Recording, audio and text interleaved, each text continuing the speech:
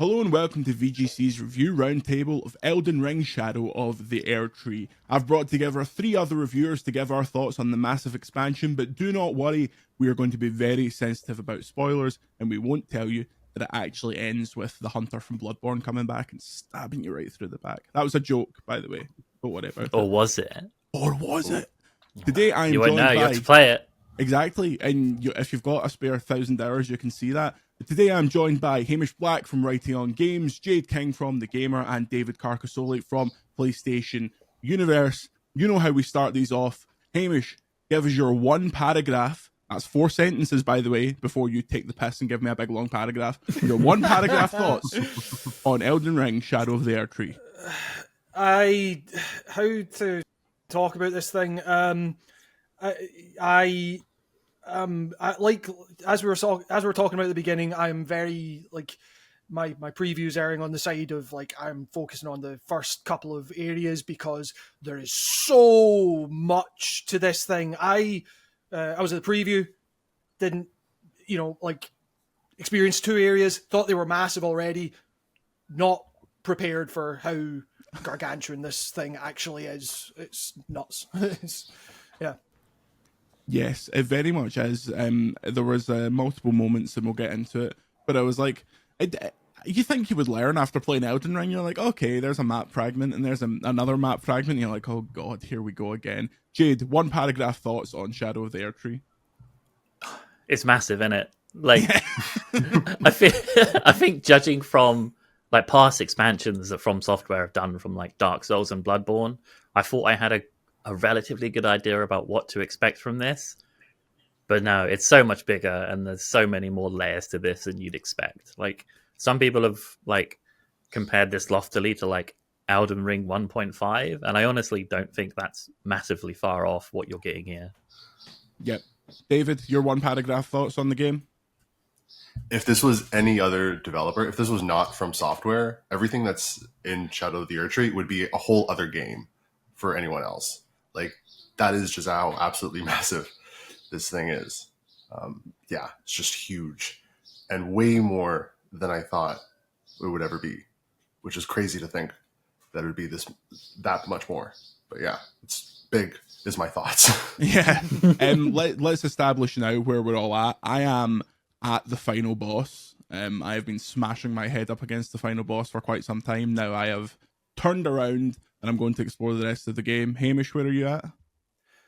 So I beat the final boss around 15 hours in. I'm now like 40 hours in, and I still haven't seen everything. We've been texting a lot, being like, "What the fuck here?" Oh, sorry, let me. How'd you get here? What is this? Yeah, like, what am I doing here? Like, yeah, I really, yeah, it's hard to describe how like it's essentially God, it's like a whole other Dark Souls, you know. It's anyway, that's where I am. I'm like 40 hours in, and I am still finding stuff. It's really crazy. Jade, whereabouts are you? I'm about 20 hours in, but I don't think I'm close to a final boss of any description because, as you said, I keep getting lost. I went to a main core location last night and just went down the stairs and thought, oh, let's have a gander, see what's about. And it led me to an entirely new section of the open world that I then went and spent several hours in and forgot what I was doing. But I've also been like catching up on the base game and getting up to this point. So it's a case of I'm scared about what's ahead of me. But oh my God, it's too big. You should be. David, where are you? So I'm also about 40 hours in, like Hamish, but I'm also on the final boss, like you. And there's still only one area of the map that I've not seen. The top. If anyone knows how to get to the top right corner of the map. Yeah. In our group chat, several people have been like, send me how do you get to this place? Like, yeah. So this is the thing. We'll get into it. Let's get into the map. So massive map. You talked about it when I texted David. They initially were like, "Oh, it's a little bit bigger than Limgrave." Hidetaka Miyazaki, what was bigger Lies. than there? It's like this game. This is another entire game essentially. Like, you could, as David said, like you could get away with this being like a full on like back in the era of Dark Souls 1 and 2, this is like a Dark Souls sequel sized expansion. This Like, is as big as those absolutely games. massive. Yeah. Aye. And then there's so many moments where it does the kind of classic From thing where you'll be up on a ledge and the level of detail load will be just enough, and you'll be like, there's wee guys moving down there. There's like a building there, but there's like no possible way that I can get down there without this labyrinthine kind of. I want to be one of those wee guys. Exactly. I want to. I want to go up What are they up to down there, man? I want to go up to one of those wee guys with my rivers of blood and completely broken build and destroy them in like one hit.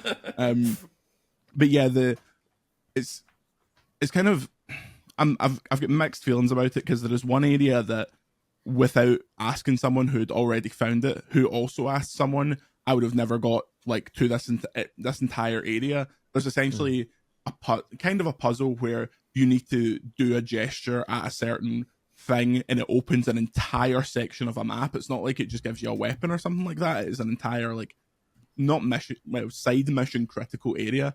I was like, okay, we've always done those kind of obtuse things, but at this point I wasn't so sure about it. Also, people listening to this should know the context that we've had this for what, a week, 2 weeks. It came in like the Friday that I was at Summer Game Fest, so like 10 days ago ish. Yeah. Like, Something So- like that, yeah.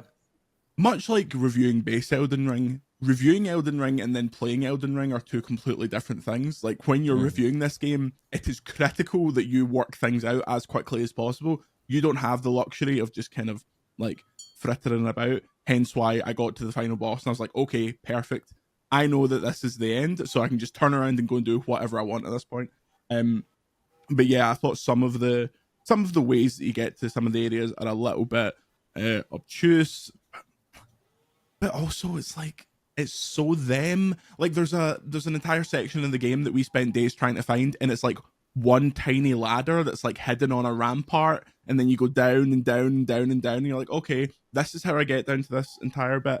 But yeah, I thought the world puzzle maybe didn't grab me as much, but also that could be a factor of I felt like I had to see everything. Hamish, how do you feel about the world kind of as it was formed?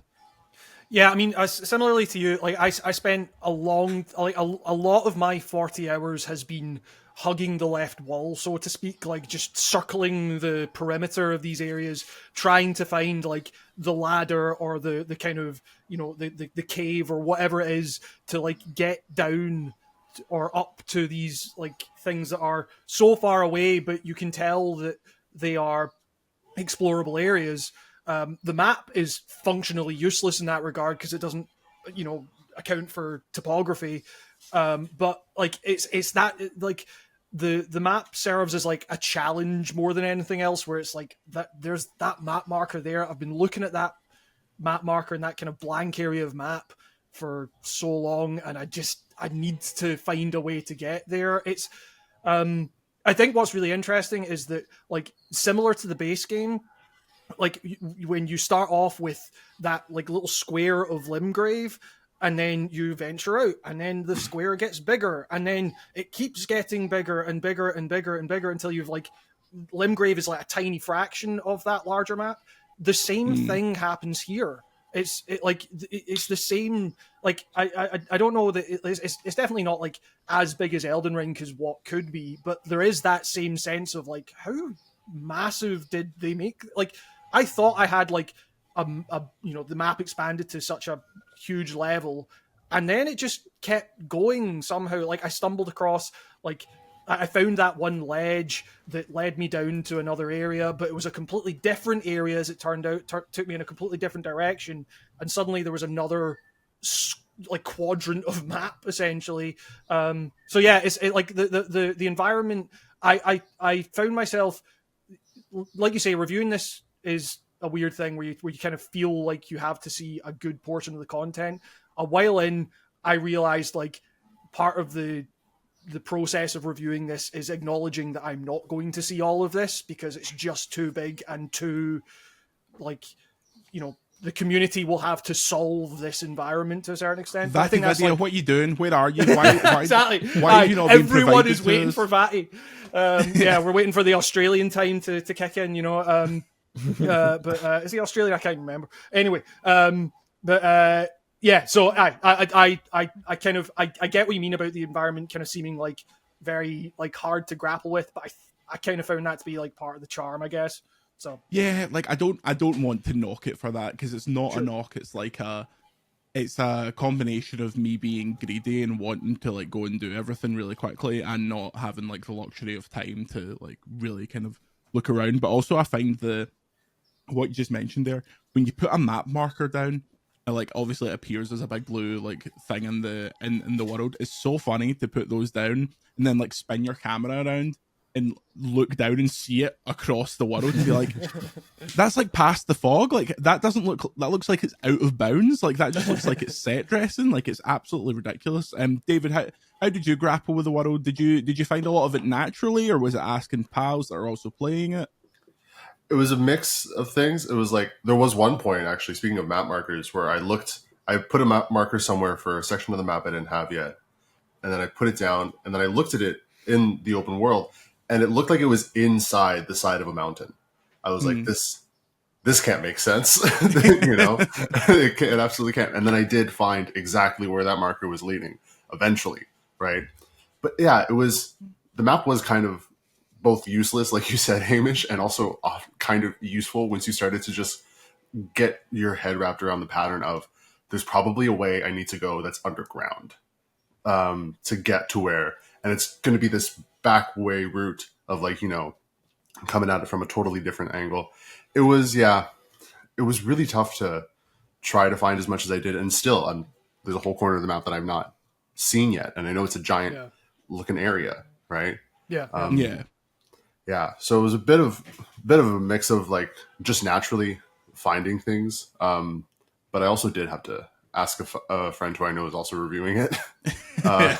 It's like the microcosm version of like the internet all discovering it together. It's like whatever, the 50 odd reviewers that all have it, like all texting each other, like, how is it even possible to do this? Like, just on that underground thing, one of the things I really like that it does, subverts expectations of kind of main game mechanics. So you have all the kind of catacombs and the caves in the main game, and when you're going through those in the main game, you learn pretty quickly it's going to be like a sub boss at the end.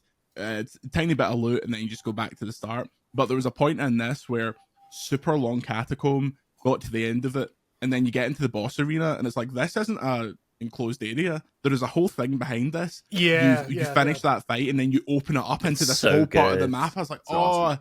Hidetaka, what are you doing to me, man? Mad lad, you've done it again. Just stuff like that.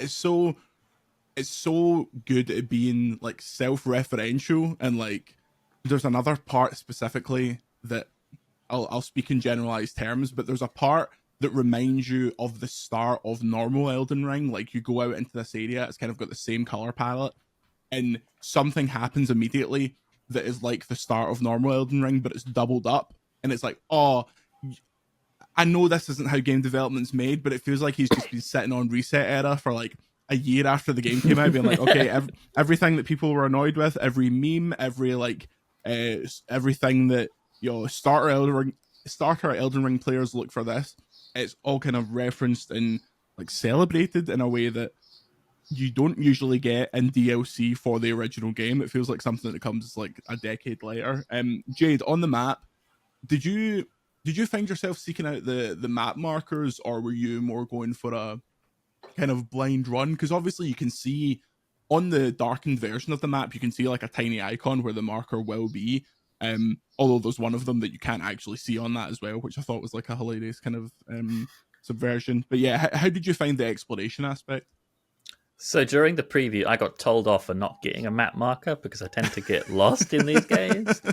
But it's like you said, I don't actively seek out to cover the entire map, because even after like 10 hours in this, I was still like trying to find the existing places I've been in, like appreciating the density of everything. Because one thing that this really reminded me of, in the base game, it felt like you had those vast catacombs that were dotted across with the statues and so on.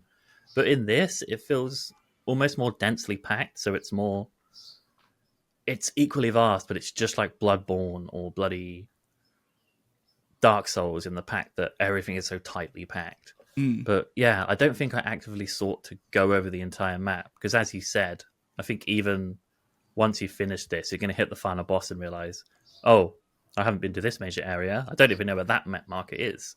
But no, I've never been a completionist with these kind of games, so it comes down to the fact of just finding things when I find them, and then kicking myself when the embargo lifts and people are talking about things that I didn't even know existed. Yeah, it's like I was texting. I sent Hamish a picture last night, and there's a fight in the very south of the map that was in the trailer, and I was playing the entire game like, where is this fight? Like, sure, this is like a cutscene fight. This is major. And then I finally got to it. And I was like, okay, this is like a huge, has huge story implications. Like, and you might not even see it. Like, it's just tucked away right at the bottom. You don't need to go to maybe 4 of the major areas to get to the final fight in this. Like, I actually bet if you just went mainlining it, you could get to the final boss in this game in like 5 hours or something. Yeah, like that. Because someone at the game, I got there by accident. They didn't realize they were at the end. Yeah, like it's so kind of. So it's a weird situation. As we record this, it's the day before embargo. Yesterday, someone got basically the images of the rewards you get for beating bosses, and it showed like all of them. And I'd seen basically all of them, and I was like, what the hell is that? And then 2 minutes later, I think the area you're referencing, David, I got told how to get to there, and it was basically a boss defending that area, and I was like, there's all, like, what else am I missing here? Like, how many sub bosses, how many caverns? Like, I feel like IGN do an amazing trade in these big maps that are like completely annotated. I cannot wait until theirs is out so I can just go through it all, not even play it, just go through it with my mouse and be like, what? Like, how do you even possibly find that? Yeah, I think so let's talk about that then, the kind of main path, because in Elden Ring, if I remember correctly, there's like 16 bosses that you would call main if you're kind of going through the whole path, and that's including the different kind of stages of the bit of the end of Elden Ring, where it's like a boss rush where you do like 5 boss fights in a row, which the end of Elden Ring isn't that good, but in this it's much more. There's basically, you fight the lion that you've seen in all the promotional material, you've seen it in the preview, and after that you go up an area that's like, okay, we're proceeding here, and it's like, no, go and do this other thing. And then what happened to me was, the thing you have to do is get an item from a character that will cause a change in the world state, allowing you to get to an area. Prior to that thing, there is let's say a pink boss. Do we all know what we're talking about here? Yep. An extremely pink boss. I beat that boss before going back and getting the thing. So I like sequence broke it to the point where I was like, okay, beat that boss. No idea what I'm doing. Text Hamish. Turns out I literally went left when I should have went right. go and spend like 2 hours fighting the boss that gives me the item that I needed. And then go back to it and unlock kind of the final main area and then the final boss. But as I mentioned earlier, it's pretty quick if you're going to skate right through it. David, how do you feel about that option of like, if you come in with like a level 300 character, you can just sweep through this in like 5 hours? Do you like that kind of non-linearity, or would you prefer to have like a bit more meat to that main path? I mean, the thing that made Elden Ring already such a great game was how you could just do whatever you wanted at any point in time. If like you were struggling with something, you didn't have to spend more than 10 minutes on it to turn around and go somewhere else and find something else that you could just have like fun doing for hours and hours. So I do like the non-linearity of it. It's kind of odd though that you say like there are areas that you can just entirely miss. Like I think the one area that you were talking about, Jordan, where it's like you beat that boss and then all of a sudden you walked past it and then there was a whole massive area. That was one of the coolest areas that for me in the game. And I spent hours there until I realized I was like, I feel like this is totally optional and I need to get to the final boss. So I had to turn around and I was banging my head against the final boss of that area for a long time before I turned around, got to the actual final boss, and then had to go back to that one and did beat him. But yeah, so I do like how you can just kind of like go however, do whatever you need to. But also, if you wanted, you can just do it in 5 hours, and I think that's still great because even in that 5 hours, like it's 5 hours of a lot of good boss fights and 5 hours of just a lot of cool shit. Yeah, and I also feel like very intentionally, if you were to do that, there's no way that you could do that and not be like, well, what is that? What is that? There's so many intentional sight lines of like, there's a big colorful area right at the bottom of the map that you can see from pretty much everywhere. And even if you were to run through it like that, you'd be like, okay, so when do I go there? Like, Jade, you mentioned someone hitting the last boss by accident.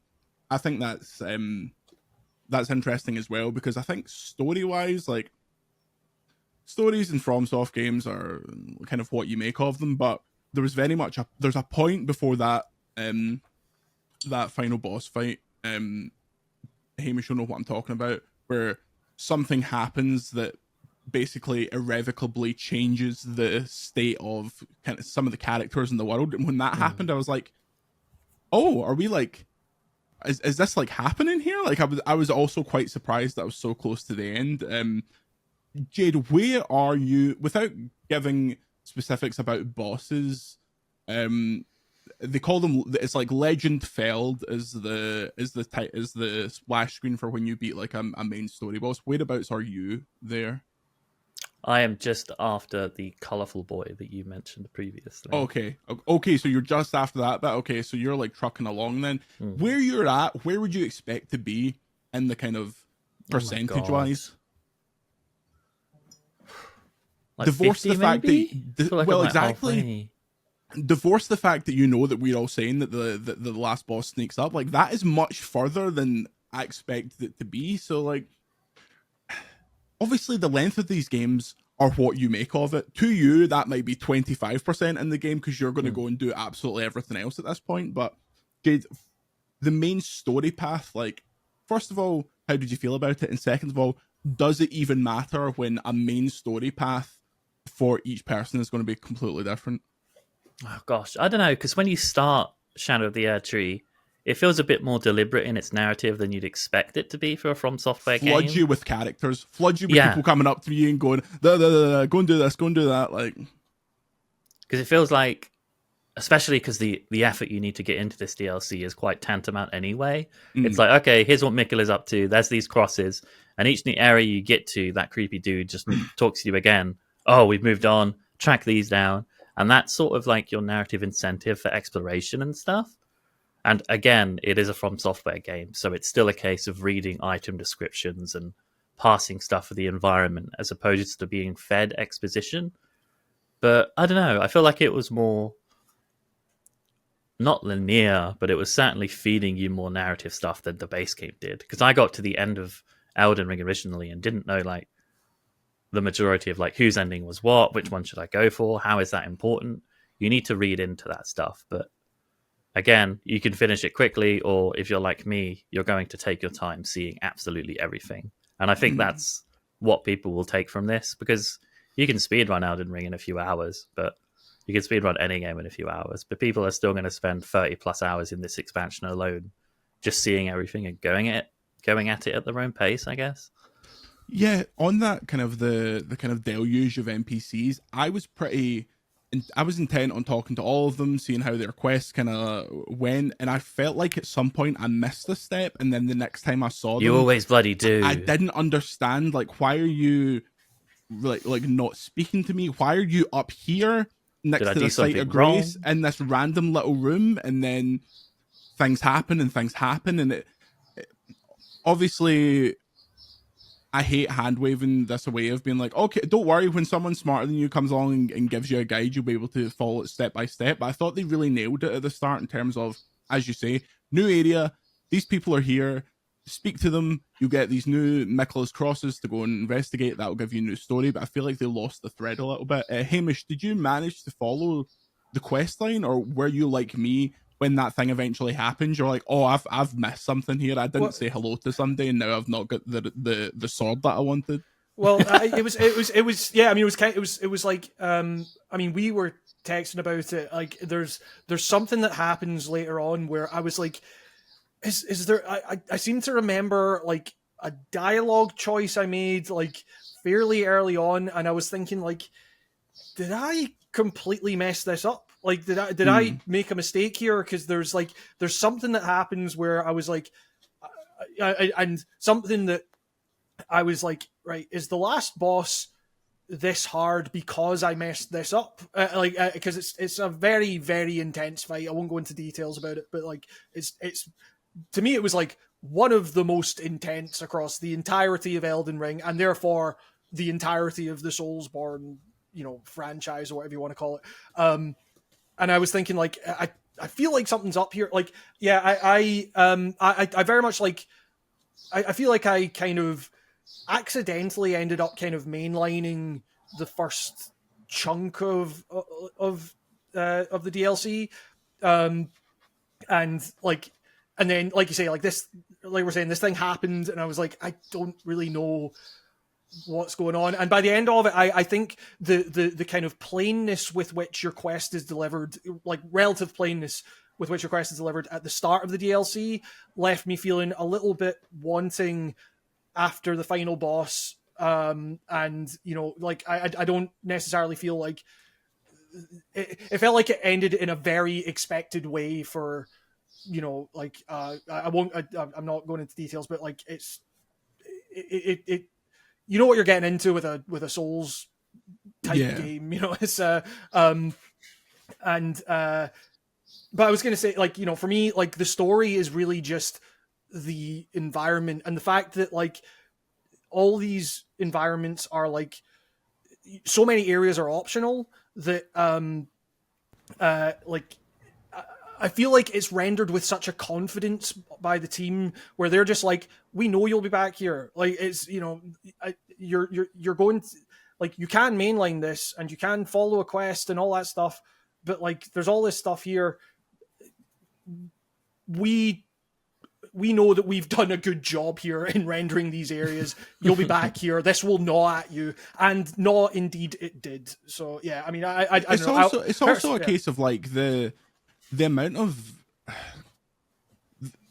previous like side missions in Souls games were even more obscure and even more impossible to track. Like, they have got kinder with this stuff over time, so it's like it's a weird kind of mainstream expectation to have a big screen pop up, be like, you better go and speak to Johnny before you go into this area, or you will ruin everything. But yeah, I thought that the Nicholas Crosses stuff, David, did that inspire you to kind of explore more? I didn't really. When they were first introduced, I thought they would kind of play into the game more than they actually did. I always went up to them, and you always got fragments of the skidoo tree, as we're calling it, when you found those. But they seemed kind of less. I suppose my problem is the stuff that they set up in the first hour is really important. By the time you get to the last boss, has been all but completely like ignored at that point. And I suppose there is probably a path where you go from like campfire to campfire, and you do it this very specific way. But in a game that is so about just pissing off and going wherever you want, I feel like that kind of stuff doesn't actually get delivered on too well. How did you find it? Yeah, I mean, I really am into the story of these games. Like, it's it's part of what I really love about them, right? Like, I've done a lot of researching and reading about all of this stuff. So I was really into going for all the crosses because I could see, I was like, okay, these are like little points of additional like context and, good stuff for the lore and all that.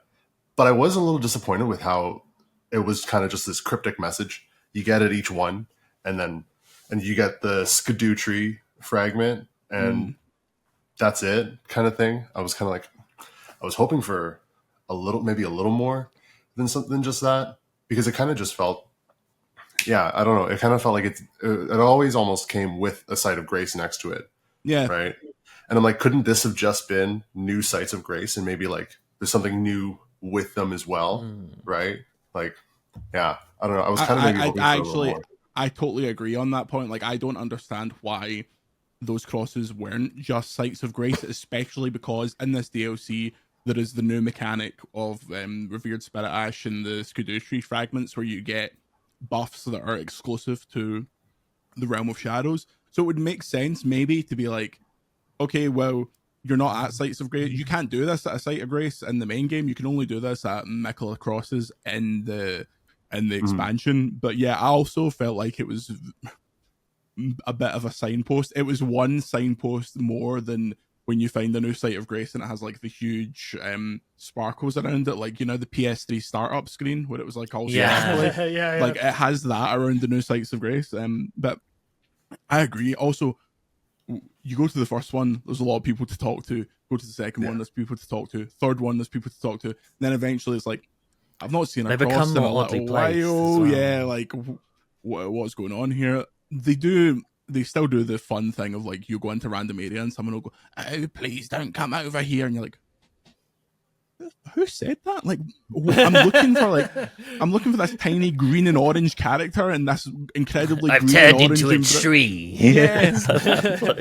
And I'm like, am I going to step on the wrong thing and he's going to emerge here and he's going to be a 500-foot dragon? Yeah. As you mentioned, Hamish, about the little side areas, the area in the south of the game that has that boss fight, it was like quintessential kind of FromSoft. When you walk in, you get like screamed at to turn away. You have a character that welcomes you, and it's like, okay, here's like a contained dungeon with like tons of loot, tons of new like interesting fights. Then you get to the end. There's a boss fight. A boss fight that was that the boss you said you bashed your head against, David? The one in the manor at the bottom of the map. No, not the one in the manor. Okay, that's not the one that I bashed my head against. I mean, I don't think this is a huge to say. There's a lot of dragons you fight. Oh yeah. The final dragon one was the one I bashed my head at for hours. Then I realized it was an optional one. Yeah, I've got absolutely no interest in doing that because I hate fighting dragons in these games. But the one in the manor is, I feel like I completely broke because I like immediately mimic summoned and we both had rivers of blood, so we just stood either side of it and hemorrhaged it so much that it just went like it was one of these one shot kill videos. But that was really cool. Okay, I've got a gripe here. Hidetaka. There are two moments of extreme gore in this game, but they black out the screen. Yeah. I wanted to see the gore. I wanted to see the disgusting shit that you. This game's an 18. Put a live it's messed leak up logo. anyway. What are you up to? Like, it is already a repulsive game in so many instances. Like, I don't know if it was just a case of like, this breaks the barrier of what would class as an 18. But there was two moments I was like, I'm so disappointed. Give me the unrated cut. I will spend £70 extra for the unrated cut. But yeah, there's some good side quests in the game that are more explicit. There's a character you can find in a really cool looking church that sends you on a quest with a couple of maps, and that was real. That actually brings me on to my next point. But you get these maps, you open the inventory. First of all, the new recent items field is the best part Godsend. about this game. I know that's coming to the base game, but that is genuinely worth the money to have the recent items and the exclamation mark next to what you've just picked up. But you pick up this map to look at it, and unless I'm being stupid, the largest you can see this map is in like the kind of the top middle of the screen. Is there a way to full screen maps in this game at all, David? Do you know, or is it just the press X and it goes into like the expanded view? I couldn't figure it out. You gotta lean in. You've got to lean in. Exactly. That's what I did. I was like this up to my TV, being like, first of all, I don't know what area that is. Second of all, like, I don't know how to, even if I did, I don't know how to get there. Like, well, see, I thought it was a case of like in the main game when you got given stuff like that, it would like mark on your map explicitly where like, say you were going to like the Volcano Manor or something like that, and you got like the letter, it would mark like, here's where the target is. And I was expecting something like that to happen, and it didn't. So yeah, did you do the church thing that I'm talking about? Yes, yeah. Yeah. I was similar. I was just kind of like, what's this? Like you feel like a proper like old geezer. Like, but yeah. Also, I did that completely. I found out later from friend of the show, Timur Hussein, that I did that completely out of order because I looked at the thing on the map and it's like a circle, and there's a big circle on the far right of the map. So I go there. Turns out that's where you were to go in the second phase of the quest. So when I went back to speak to the guy, he completely freaked out, gave me the wrong reward, and the game crashed. And then when I reloaded it, I was into the third phase of the quest. And then when I went to the end of the third phase of the quest, I didn't have the item to basically complete it. So I was like, I've like soft locked my game at this point. Like there was no way to get back up. Reloaded, and he was just sitting there, and he was like, anyway, let's just do the first bit of the quest again. So it's like, fucking. Sorry, I crashed your game. Let's crack on. Yeah. Like, I know.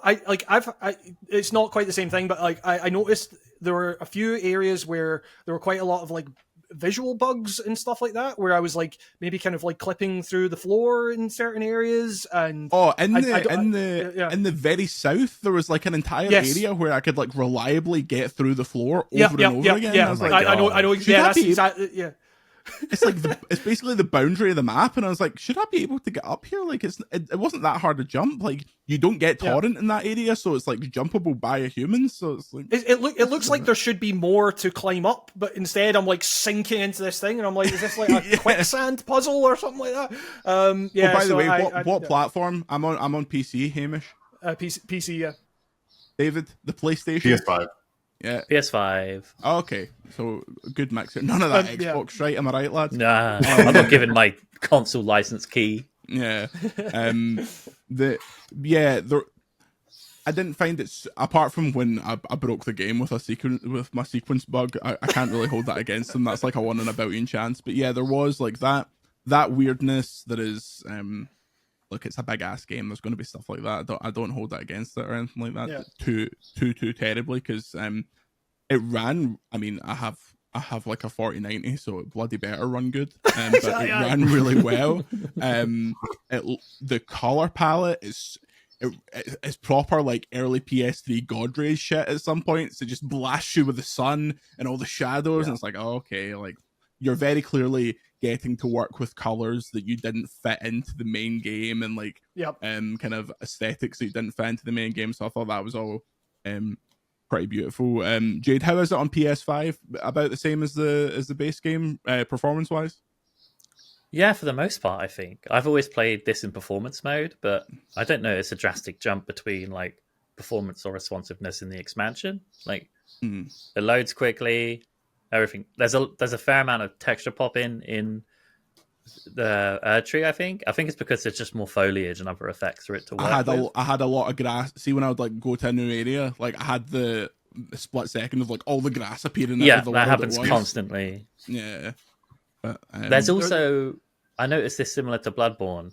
In some of the densely packed castle areas, if you take time to look around, some of like the windows and the way some of like the battlements are placed, they make no architectural sense. I just think it's a funny consequence of like video games. They're like, oh, they won't look over here, so let's have this like window or hallway that leads to absolutely nowhere. And I'm just like, you can tell this is a dream. That ain't the Dark Souls 2 fans are eating good this time around. You know, it's God. The environments that make no logistical sense, but it's fine.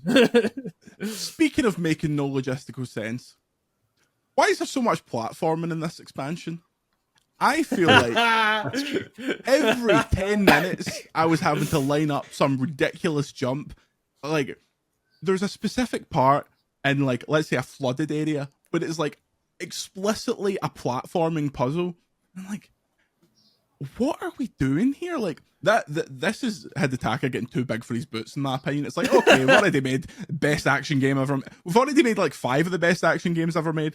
Let's try and everyone makes fun of our jumping. Let's try and do a platforming puzzle over water that is insta kill, land on like tiny fractional parts of the map that are so difficult to find that you need the like white messages on the floor to be like, jump here, then jump here, because you'll look at it and be like, I'm going to die if I jump there. If I jump on these wee Anor Londo style like battlements that go up diagonally, I'm going to die. Yep. Hamish, when you text me, I was moaning about platforming, and you text me being like, "Good luck." Well, yeah, because like that section you're talking about, I realized that I'd been playing offline. Like I had it set to like, so it wasn't showing any of the messages. So I'd already been to that area and been like, okay, I guess I'll just come back to this when I figure out the puzzle, I guess. And then you text me saying like, no, you just got to jump there. And the messages will tell you what to do. And then I turned on the messages, and lo and behold, it was like, right, here's where you go. This is what you do. And I don't know. It was like, there was a part of me that kind of liked that though, because it was like, I feel like as reviewers getting the game pre-release, like we are getting kind of the purest version of what they intended with that stuff, where it's like, oh, the messages are all we can rely on. It felt like going back to playing like getting a weird copy of fucking Demon Souls on the PS3. Oh mate, exactly. When I imported Demon Souls on PS3 originally, and it was just like I don't even know how to equip a weapon. Like that is the experience of reviewing these games, and it's the absolute best, because the most fun is to get to like a new character or a new boss or something like that, and just Google the name or Google the name of an area or something like that. But it doesn't exist yet. Exactly. Yeah. It's so it's like playing these games like, in a vacuum. Yeah, totally. I mean, it's like there's a part like, so I'm doing like a video on it and stuff, and like I'm kind of just focusing on like the first two areas like that were featured in the preview, because like there's a purity to that experience that like as soon as this game releases and you know the kind of the content mill goes into full swing, like as impressive as a lot of that work is, you know, it's like it's kind of solving the inconveniences that might, you know, you can just Google whatever you feel like, and there was something nice about thinking like, I can't figure this out, I'm just gonna need to come back to this later. Like I can't just search for the answer here, and like figuring that out for yourself. Like I would highly recommend people to like maybe just like turn away from the kind of larger chatter around this game for a wee bit and just spend some time yourself, because like it's rare that you get the opportunity like this to really like figure this land out, you're like, you know, this landmass out for yourself. So yeah, I don't know. I agree, and I also think that like you can play it yourself, but I also think there's a huge value in like playing it with a couple of pals like we are doing. Like it's almost playground like, in the sense of like the only people you can talk to about it are people in your exact same situation that have maybe just found something slightly different than you, and you can give them a bit of info, and it's very like transactional like that. It's not the, oh, we googled this and here is absolutely every step and every weapon you missed. Like if there's a group of you going through it, get a wee WhatsApp group going. It's a support group, as it were, especially for that last boss. Jesus Christ. I say turn off from the larger chatter, except for VGC and the Gamer and PSU's guide sections. Check us out, lads. Yeah, don't worry about that. Those are the ones that you should. That's the larger chatter you should tune into. Sorry. The opening line of my review is going to be, here is the last boss. Although not necessary, because a video of the last boss is currently circulating on Twitter. Isn't that always the way? Oh no! Yeah. Oh shit! Interesting reactions to that. I think overall that once I was done with this, I was like, well, I'm not done with it, but once I got a big chunk of it kind of finished, I was like, I am gutted that they've said that this is the only one they're going to do, because I would play another one of these, and I'd play another one of these, and I know it's probably because they're doing Elden Ring 2, but I just think it's such a confident expansion, and all I could think of is like, this is more of the same quality of one of the best games ever made. Like, how often can you say that about anything? And not only do I think that this would fit just as confidently as like an extra area in the main game, like it is just as good. Like some parts are better, like some of the boss fights are that we've not really spoke about, because boss fights are spoiler. It's the only series of games in which boss fights explicitly are spoilers. But there are some of them that are just unbelievable. But yeah, I think it is a really special expansion that is kind of, I think the term live up to the hype is incredibly stupid, but I was extremely excited for this, and I am I got more out of it than I was expecting. Jade, as someone who's not at the end, you're in the throes of it, in the middle of it at the minute, and you're not like rushing through it to finish a review. How are you feeling on it overall? I think it's incredible. It feels like a victory lap for Elden Ring. Yeah. Not that it needed one in the first place. It feels like winner of 200 Game of the Year awards needs to come out and be like, we are very good. Yeah, it's like, mate, it feels almost like effortlessly brilliant, and like the same with like how the base game was. It's big, it's complicated, it doesn't always hold your hand, even if there's those new blessing mechanics and stuff. It almost feels like it's working on some of those issues you'd find in the expansions with like Dark Souls and Bloodborne and so on. But for me, I'm kind of excited to just take my time digging through it, and as you said, Hamish, like avoid the noise and discover things for myself, because at the moment it still feels like my inventory is filled with some optional key items, some keys and stuff, and you're picking them up and going, oh, where does this belong to? But like the very best Souls games, it's like you get that eureka moment when you realize like, oh, I know how to access this new area, beat this boss, or I know what this NPC represents. I think in terms of that, it builds on everything that Elden Ring does brilliantly. And oh yeah, as you said, it's like more of one of the best games ever made, and it feels weird for that to live up to the hype when it surpasses it. It's crazy.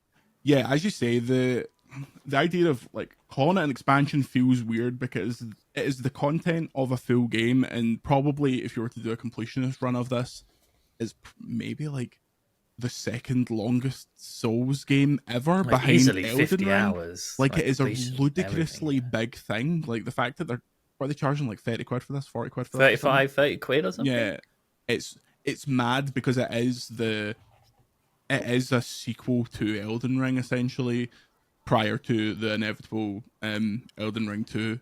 David, your kind of overall thoughts as someone in the same position as me. We're at the last boss. We are there. We've got one impossible fight and a cutscene to go, but also we've got 200 hours of other shite to go and find. Yeah, it's tough to really like contextualize this whole thing. It's not just an expansion. It really is a whole other game.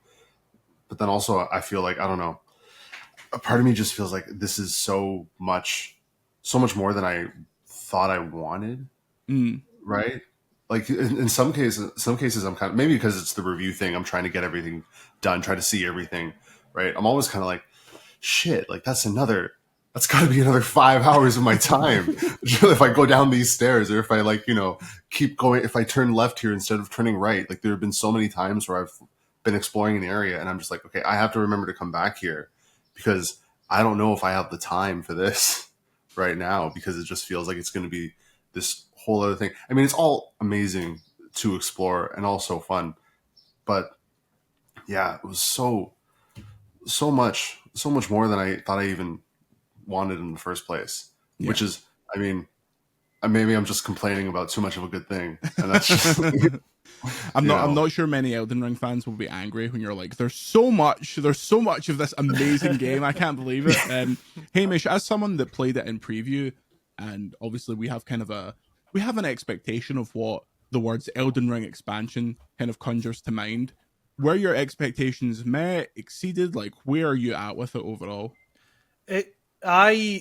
This expansion made me appreciate the base game. Like even like like I've loved the expansion so far, and it's made me like I had my issues with Elden Ring when it came out, and I kind of put that down to like, I don't know, like Souls fatigue, or like kind of balancing in the late game and everything like that. But like for some reason, like something just clicked about this expansion where it was like Elden Ring is like maybe the best, like one of the best games ever made, and this was just like a reminder of that. Like it works so well like on its own, but I now can't stop thinking about Elden Ring in a way that I thought I was past. Like I I feel like when I played the base game originally, I was very much in like kind of content mode. I'm hitting these things to make videos and stuff, and this was like a really nice thing to just appreciate. Like there's, like I say, there's a purity to this experience of going through and figuring out this massive thing and allowing yourself to be surprised by how gargantuan it is. Like there's a purity to that I really, really appreciated. So I would say that my expectations were like what expectations I had. I wasn't really sure. I was a bit fatigued on Elden Ring generally, but I was pretty blown away. It was a really special thing for me, I guess. You actually nailed something there that I'd been thinking about, where it reignited the kind of Souls, specifically Souls, not the whole genre, but specifically Miyazaki's stuff, the kind of obsession that, like, I was immediately, when I was like stuck on a tough boss fight over and over again, I had like a 4-hour review of Elden Ring open, just listening to like people talk about that game and talk about things that I still didn't know, whatever, 2.5 years later. Like the reason that the fan base around these games is so insane, and the reason that so many companies have tried to do it, is because they capture something that no one else can. Like, From Software is the closest developer to Nintendo in the way that there is just nothing that is quite From Software. And this feels like the first time I played like Mario Odyssey or something like that. It's like, this is the peak of the art form right now. Like, this is the absolute highest possible point you can get to, and this is just so unbelievably confident. Like, I think it's better than Elden Ring because it doesn't have, Elden Ring has very kind of little chaff, but there is chaff there. There is stuff that is kind of too much in Elden Ring, whereas this is like, every single part of this is incredibly precise. Everything matters. There is no wasted space in the map. Everywhere you stand, there's 50 sight lines to interesting things. There is no pointlessly like repeated and reskinned bosses. Like, it is all incredibly refined, and I think for that reason it makes it a better game than Elden Ring, perhaps with the only exception being that I found some of the narrative hooks in Elden Ring more interesting, but they had a lot more time to play with. Obviously, this expansion is based, it tells the same story essentially as Elden Ring. At least it's like the same kind of lore as characters, you know.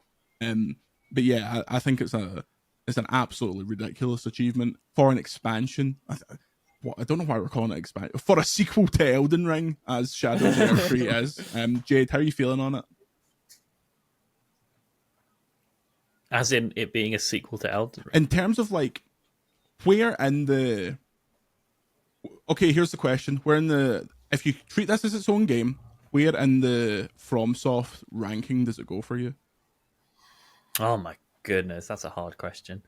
Because for me, I think it stands currently, alongside... it is second behind the GOAT Bloodborne, but... I think I'm the same, you know, because Bloodborne's the top of the mountain for me, next to the original Dark Souls and Elden Ring. But I think, as you said, I consider this almost like an epilogue or an extension of the base Elden Ring game, because it answers a lot of those lingering questions that people had about the plot, where it would go narratively and thematically. It answers, at least for me, the majority of those questions right now, and it builds in it mechanically, and it makes... I think it improves the base game almost. Like, I'm excited to go back on New Game Plus and do this all again and learn everything a second time. But as I'm one of those losers that's been following the From Software stuff since like Eternal Ring and Kingsfield. Oh yeah, come on now. And those, I don't know, but it feels like those vibes are consistent to what Elden Ring is doing today. So it's fascinating to see that evolution and how consistent they've remained, but continually owning their craft to the point where there's nothing else out there like this. Like, Elden Ring is completely unmatched. It feels unimaginable playing through the base game again without this stuff. Like, this feels absolutely integral to the main game now. And I know that the way they've said this publicly, the way you get to it is you have to beat Radahn in the base game, you have to beat Mog in the base game, and that's like those are not, well, obviously Radahn's like a main fight, but it's not inconsequential to get there. But it doesn't feel like going from the base game to this, you're loading some like kind of ancillary, oh, it's okay, it's just an extra area, but it's not essential. Like, on my next run, I will absolutely go through here before getting to the ending. Like, I want to see how the things you do in this expansion reflect in the main world, because there's going to be so much of that stuff there that we've not really been able to experience, because I've not went back to the main world since. But you can fast travel between them instantly. Yeah. Too, Yeah, so that they is really complement each other. very nicely. nice.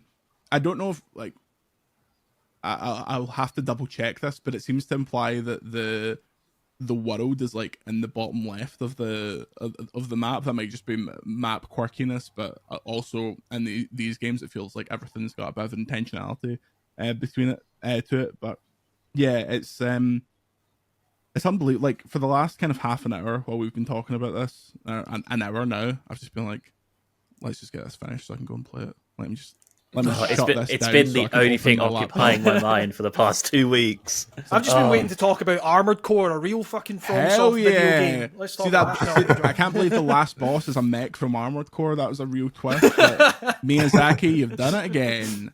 Elden Rings for pussies. Yeah. Play Armored Core. That's a black screen comes up at the end, and that's just all it says in the gold Elden Ring font. Yeah, I think it's incredible. David, in your ranking, where do you think it goes if you treat this as a standalone? It would be right behind Bloodborne. Bloodborne, like, that game is, as it is for a lot Games of people. journalists are so boring, man. We all just fucking love Bloodborne. Like, everyone you speak to is like, oh, Bloodborne. It's well good, Jordan. It is It's well Bloodborne. I mean, but Bloodborne, though, Bloodborne freaking got me through depression. Like, that was Of all the games, Hell it yeah. was one of those games that, like, absolutely shifted my mind in such a way, right? So it'll always be number one. It just can't. Nothing else is going to top that, really.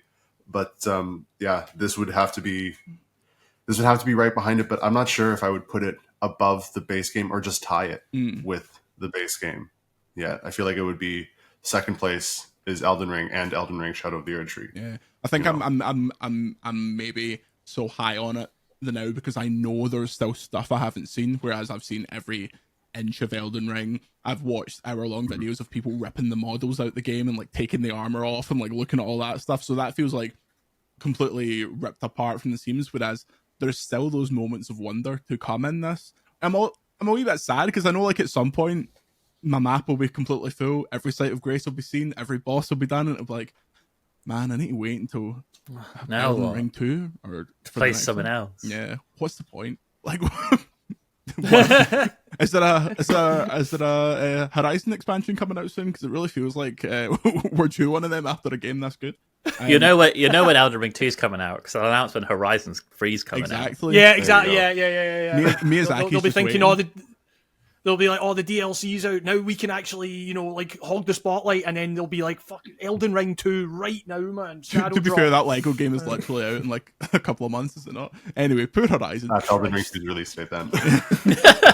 Lego Elden Ring. Now we're talking. Hamish, where Oh, does it rank mate! for you? Lego I was Elden gonna say, Ring.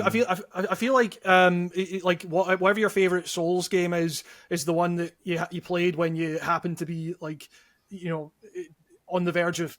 I was going to say something bad there. When you're heavily depressed, let's say. So yeah, for me it was like Dark Souls. I'm always going to have like the original Dark Souls. I'm always going to have a very is always going to have a very important place in my heart.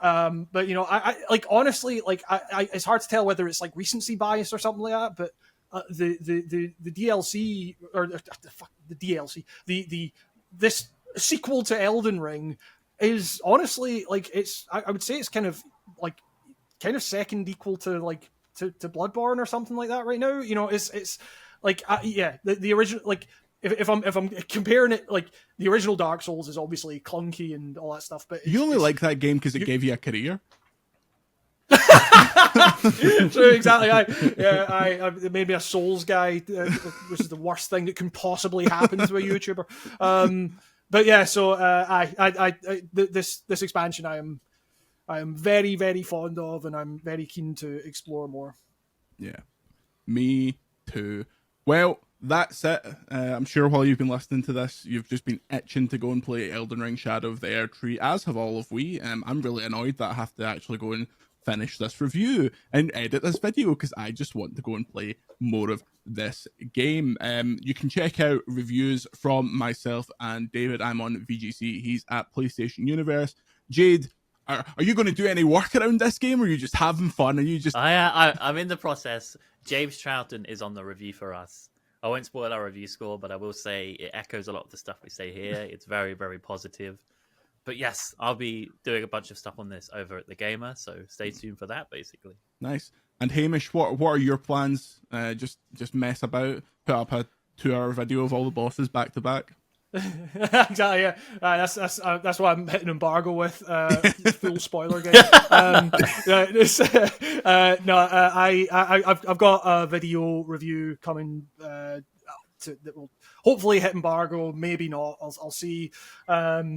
And yeah, we'll see after that. Like I might. It's made me rethink the base game in a way that's making me think I should probably that needs a 4-hour reappraisal at some 4-hour video. I've got so many dog walks to go on. Could you just put out some more videos so I can just listen to them as I walk about? Because I genuinely do that. And it's disconcerting. Although it is nice, that's why we do this, Jordan.